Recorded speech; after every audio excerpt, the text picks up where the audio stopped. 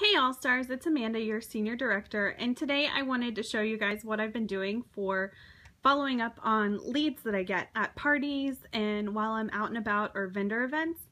This is just a simple binder that I picked up at Target, and inside I have tabs. So I have these little dividers and I have pre-labeled them all. I have 52 of them, so one for each week of the year.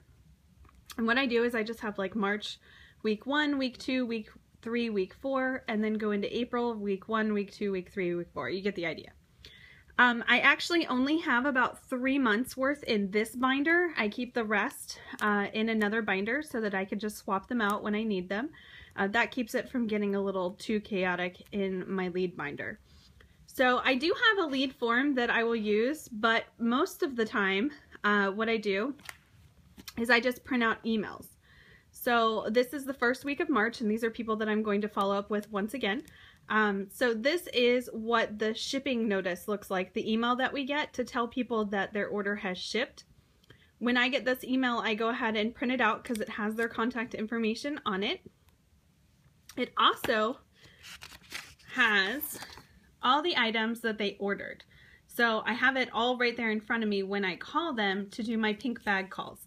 Now this particular person, I've done the pink bag call and I'm getting ready to do my just before 90-day follow-up in case she needs to do a return or anything like that. Just gives me an excuse to call and make sure that I'm giving her good customer service.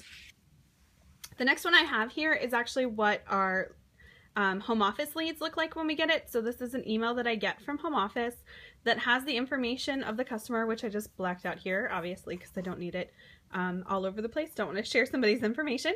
But I just write little notes here. So I called her and she's interested in organizational items, and I had made an appointment to talk to her, a follow-up call on the following Monday, and we are going to set up a time to meet. Unfortunately, she had a family emergency come up, so I'm going to call her again now that it's been a little while and hopefully things have settled down so that we can connect and she can meet up and see the products.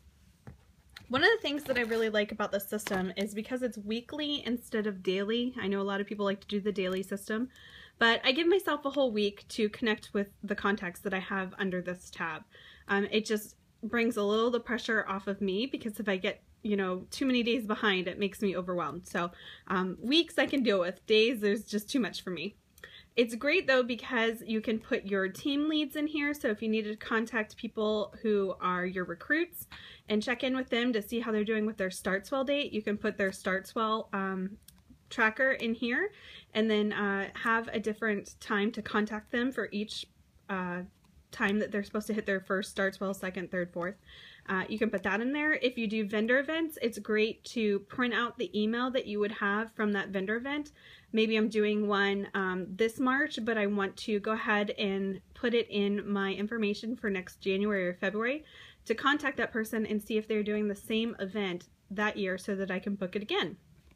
So that's one reason that I like the 52-week tabs, because I can always go into the following year or 6 months down the road and put a contact in there that has told me that she wants to join 31, but she doesn't want to join until the spring. So I have some that are in my April tab that I'm going to be contacting that are people that were interested in joining in the spring. Okay, so that's my system. It works for me. Definitely go with what works for you.